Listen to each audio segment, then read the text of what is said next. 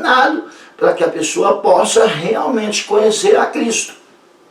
Não se ensinar, não devemos ensinar a pessoa a amar a Cristo pelo que Ele pode fazer. Vem que Cristo vai te curar, vem que Cristo vai te abrir uma porta de emprego, vem porque Cristo vai te deixar rico. Isso não é o verdadeiro fundamento do Evangelho. O verdadeiro fundamento do Evangelho é: arrependei-vos porque é chegado o reino de Deus. Quer fazer parte do reino de Deus? Tem que se arrepender. Esse é o fundamento do Evangelho. Talvez tenha sido abandonado por ser simples demais. E nós começamos a dar preferência às coisas mais complicadas. O coração do homem tornou-se irresistivelmente inclinado para o mal. O homem é mau desde pequenininho. Você pega uma criança no braço, você está brincando com ela, ela te bate no rosto. Faz a maldadezinha da criança. E a gente ri, né? Acha tão bonitinho. Na verdade, ela se diverte batendo no outro. O coração do homem tornou-se inclinado ao mal. As crianças já desde pequenas brigam entre si, tomam um brinquedo uma das outras. O coração do homem tornou-se irresistivelmente inclinado para o mal. A prova disso é que ninguém consegue optar a deixar o pecado na vida. A pessoa não consegue deixar o pecado sozinha, porque o coração dela é inclinado para o mal. O homem não é pecador porque peca, mas ele peca porque é pecador. O homem é pecador por excelência, ele é naturalmente pecador. Ele herdou de Adão e Eva o pecado. O homem nascido da carne é carne. Ele, para ser liberto do pecado, ele precisa nascer de novo, ele precisa nascer do Espírito. Psicologia é muito bom, eu tenho amigos psicólogos. A psicologia ajuda, mas ela não transforma, ela não liberta, ela não muda. A psicologia não pode mudar. Ela pode ajudar em alguns casos, mas quem transforma, quem muda, quem liberta do pecado é a fé em Jesus Cristo. Por sua própria vontade, o homem não consegue amar as coisas de Deus. Ele não consegue amar as coisas de Deus. É difícil para o homem amar as coisas de Deus. Ele prefere as coisas do mundo. O Evangelho, segundo escreveu São João, diz que Jesus era a luz do mundo, e a luz brilhou nas trevas, mas os homens amaram mais as trevas do que a luz. O homem tem dificuldade de amar as coisas de Deus. Vamos gravar bem isso? Está lá no Evangelho segundo escreveu São João, lá no capítulo 1. Aproveite e lê o capítulo todo, que aí você encontra. Como é que está lá? Jesus era a luz do mundo, e a luz brilhou nas trevas, mas os homens amaram mais as trevas do que a luz. Capítulo 1, está lá pelo versículo 12, aproveite e lê o capítulo todo. É sempre bom. Ele simplesmente é incapaz, ele, o homem, é simplesmente incapaz de desejar aquilo que é espiritualmente bom. Porque tem coisas que são boas para a carne, mas não são boas para o espírito. Por causa do pecado, o pecador sente vontade. Por causa do pecado, o pecador sente prazer em ofender ao Senhor. Mas muitas coisas que parecem não ser graves ofendem ao Senhor. Quando a criatura desobedece o Criador, já é uma ofensa. E o prazer que alguns tiveram em ofender o Senhor nos últimos dias, as atrocidades que nós vimos no carnaval, não cabe nem comentar. Todos que têm acesso à mídia viram as atrocidades que foram cometidas. O prazer que os homens tiveram em ofender a Deus nos últimos carnavais que São Paulo teve, que o Brasil teve. Ele, o homem, prefere as trevas ao invés da luz. A corrupção do homem nos mostra a profundidade da salvação pela graça. A perdição, a corrupção é muito profunda. Por isso a graça, a salvação pela graça, também é bastante profunda.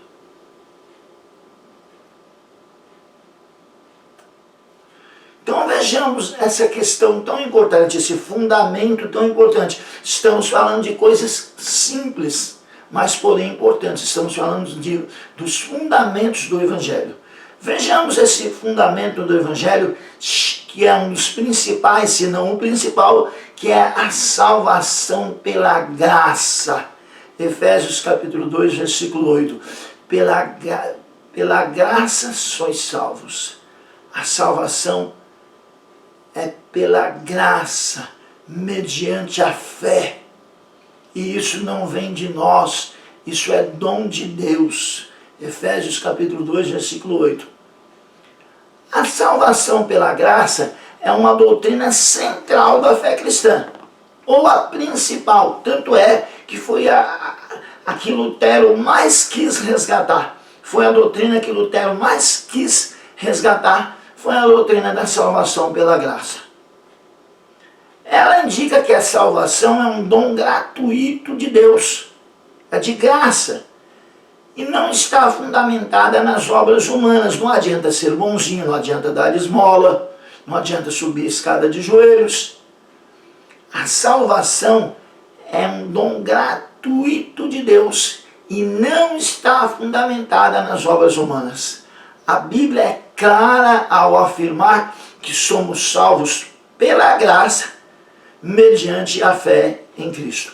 É de graça, porém é necessário a fé em Cristo.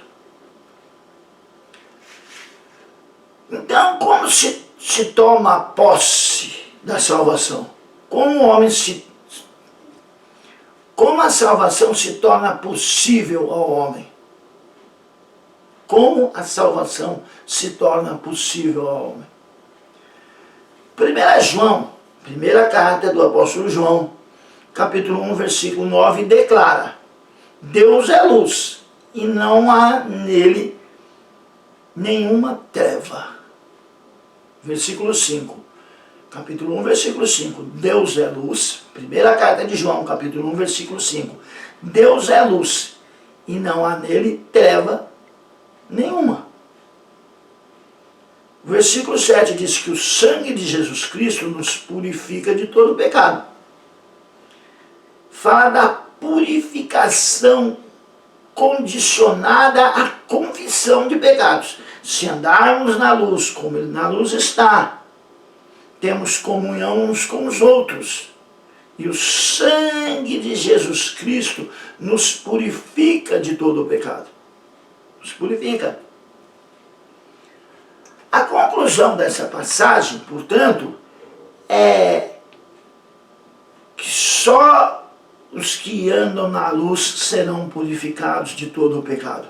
Quem anda nas trevas não terá os seus pecados purificados. Para ter o pecado purificado é necessário andar na luz.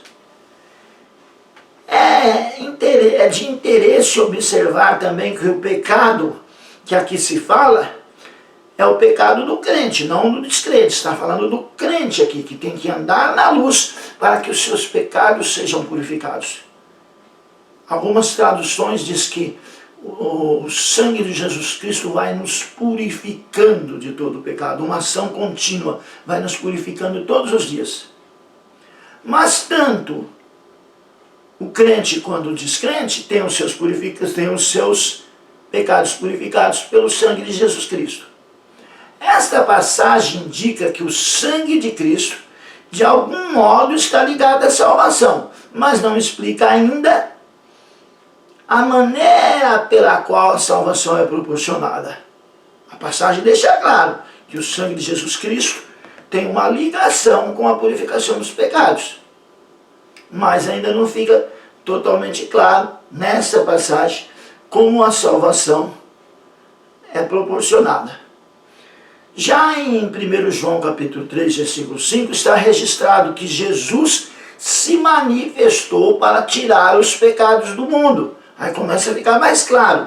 1 João capítulo 5, capítulo 3, versículo 5.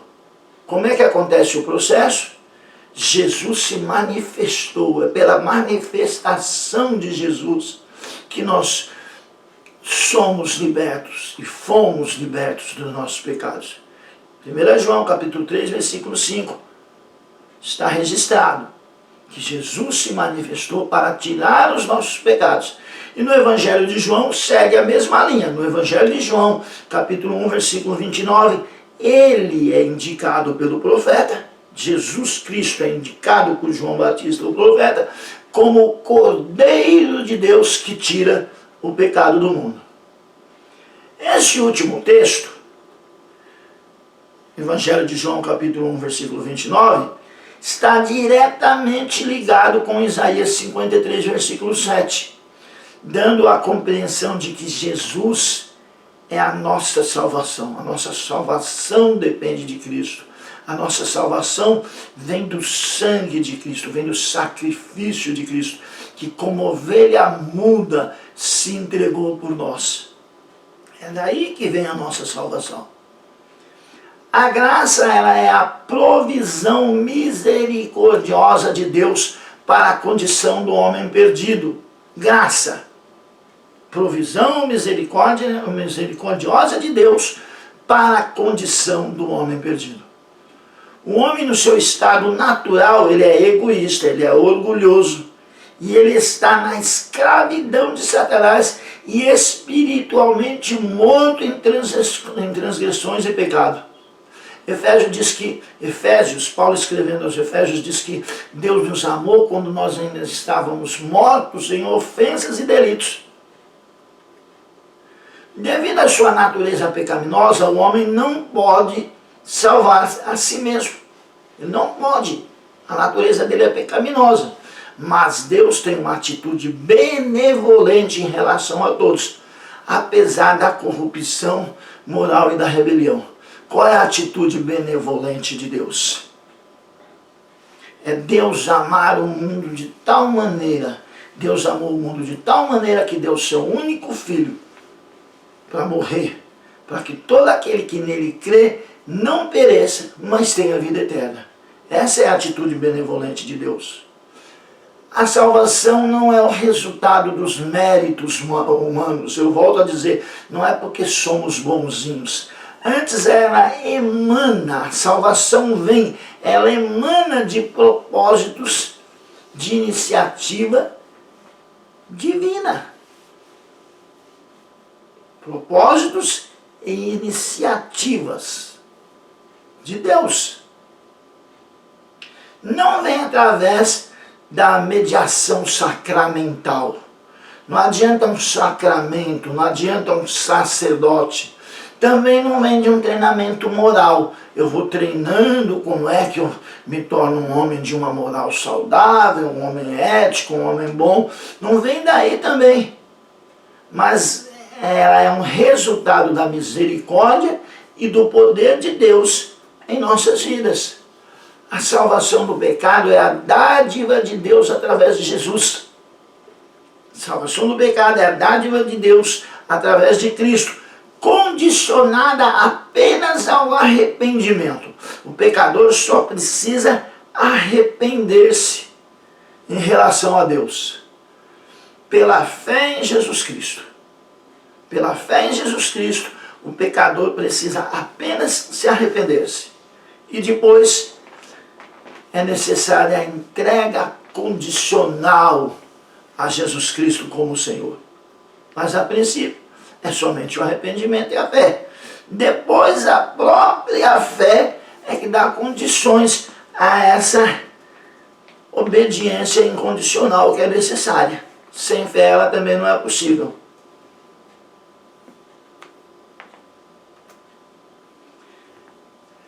Pois bem, fundamentos do Evangelho. Um fundamento muito importante do Evangelho é reconhecer, fundamento que precisa ser reconhecido, a necessidade da morte de Jesus. Por que houve necessidade da morte de Jesus? João, Evangelho segundo escreveu São João, capítulo 12, versículo 24. Jesus diz que o grão de trigo, esse grão de trigo é ele, Jesus, deve cair na terra e morrer para frutificar. Se Jesus, o grão de trigo, não tivesse caído na terra, não tivesse morrido, ele não teria se multiplicado, não teria tantos salvos, não teria a igreja que nós temos hoje. Então era necessário que Cristo, o grão de trigo, morresse para que muito trigo fosse produzido. Então era necessário que Cristo morresse para que nós fôssemos salvos e para que a igreja pudesse existir para transmitir o fruto desse grão de trigo, transmitir o pão da vida. Porque Jesus cai na terra como grão de trigo, morre, e ao morrer, ele torna-se o pão da vida para saciar a fome espiritual da humanidade. Essa era a necessidade da morte de Cristo. O grão de trigo precisava morrer para se tornar pão, para poder gerar mais trigo, gerar mais pão, a salvação se multiplicar. Então, João capítulo 12, versículo 24, Jesus diz que o grão de trigo, que é ele, deve cair na terra, morrer para frutificar. E João capítulo 12, versículo 32 e 33 diz que através da morte da cruz ele atrairia a todos.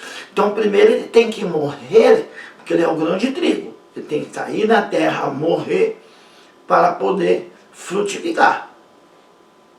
Depois ele precisa morrer na cruz, para poder atrair todos para ele. O mesmo João, no capítulo 3, versículo 14, diz que quando o Filho do Homem, assim como Moisés levantou a serpente no deserto, ele fez aquela serpente de metal e levantou no deserto para que as pessoas olhassem para aquela serpente e fossem curadas da picada da serpente, assim como João, assim como Moisés levantou a serpente no deserto, importa que Jesus Cristo seja levantado na cruz. Quando ele é levantado na cruz, quando ele morre na cruz, ele atrai todos para ele. Alguns creem, outros não. Uns reagem bem, outros reagem mal, mas todos são atraídos para ele. Então, primeira necessidade da morte de Cristo. O grão de trigo precisa cair na terra, precisa morrer para frutificar. Segunda necessidade da morte de Cristo, ele precisa morrer na cruz, porque morrendo na cruz ele atrai para si a atenção de todos. João capítulo 6, versículo 21, o pão que eu der é a minha vida que eu darei pelo mundo. Ele precisa morrer, porque ele precisa dar a sua vida ao mundo, como pão para alimentar a fome espiritual da humanidade. João capítulo 6, versículo 1. O pão que eu der é a minha carne. Eu darei pela vida do mundo. A minha carne na cruz do Calvário, pregada para que o mundo tenha vida. Ainda no Evangelho de João, João trata bastante dessa questão da morte de Cristo. João capítulo 10, versículos 11 ao 15, o bom pastor deu a sua vida pelas ovelhas. Então o bom pastor morre pelas ovelhas. É necessário que o pastor morra para guardar as ovelhas. Essa é a necessidade da morte de Cristo. É um dos fundamentos principais do Evangelho. Ainda em João, Evangelho segundo escreveu São João, capítulo 11, versículos 47 até o 53. A profecia de Caifás, o sumo sacerdote, é a seguinte: convém que um homem morra pelo povo e que não pereça toda a nação.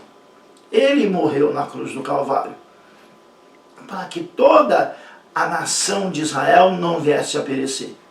E mais do que isso, ele morrendo na cruz do Calvário, todos os que creem nele estão livres da morte eterna.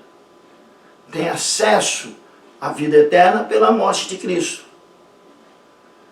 Nos dois textos mais importantes que fundamentam a nossa doutrina da salvação, são importantíssimos esses textos. Os dois textos são, provavelmente, 1 João, capítulo 2, versículo 2, indica que Jesus é a propiciação. Jesus é o que nos torna de novo amigos de Deus, é o que faz propiciação, que nos aproxima de Deus novamente. 1 João, capítulo 2, versículo 2, indica que Jesus é a propiciação pelos nossos pecados e de todo mundo. 1 João, capítulo 4, versículo 10, revela que Deus nos amou antes, isto é, primeiro, e nos enviou o seu Filho para fazer propiciação pelos nossos pecados. Não fomos nós que amamos a Deus. Ele nos amou primeiro. Se nós conseguimos amar a Deus, é porque Ele nos amou primeiro e mandou o seu Filho para refazer essa amizade, para que esse amor entre Deus e o homem se tornasse de novo possível. Foi necessário que Jesus enviasse seu Filho Jesus Cristo para morrer na cruz do Calvário para o perdão do homem. Mas e o principal fundamento do Evangelho? O Novo Testamento está fundamentado na grande verdade que João, o apóstolo, ensina, como os outros escritores também ensinam. Jesus Cristo fez o grande sacrifício pelo qual se realizou a nossa reconciliação com Deus. Então, o grande fundamento, o principal fundamento do Evangelho é o sacrifício de Cristo. Paulo diz que Deus estava em Cristo reconciliando consigo os homens. Então, qual é o principal fundamento do Evangelho? Jesus Cristo fez o grande sacrifício pelo qual realizou a nossa reconciliação com Deus. Pois bem, chegamos ao final desse assunto tão simples e tão profundo, tão importante. Nós tivemos nessa aula buscando identificar os fundamentos do Evangelho e entender a necessidade da morte de Cristo. Então, leia a sua apostila, assista a videoaula, reflita, valorize esse assunto, os fundamentos do Evangelho, assunto tão simples e tão profundo. Que Deus os abençoe, em nome de Jesus. Até o nosso próximo encontro. E vamos orar para nós encerrarmos. Pai, em nome de Jesus Cristo, seu amado Filho, que é poderoso e fiel, em cuja presença nos encontramos nessa noite, lhe somos gratos por estes momentos, ó Pai, que passamos aprendendo a Tua palavra, que esses fundamentos do Evangelho, Senhor, possam estar bem gravados em nossos corações, para que nós possamos servir a Ti melhor. Te pedimos essas coisas e te agradecemos, em nome de Jesus. Amém.